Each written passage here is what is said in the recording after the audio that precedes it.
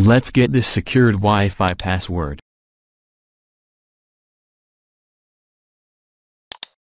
First, right-click your Wi-Fi icon.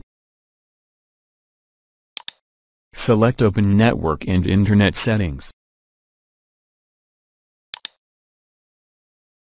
Ethernet.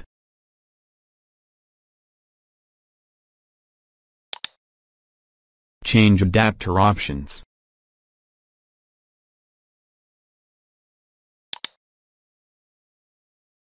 Double-click your connected Wi-Fi.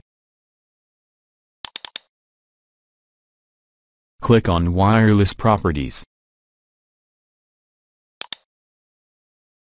Select the Security tab, and click on Show Characters.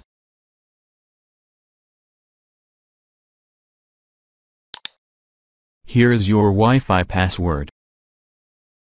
All done. Please subscribe.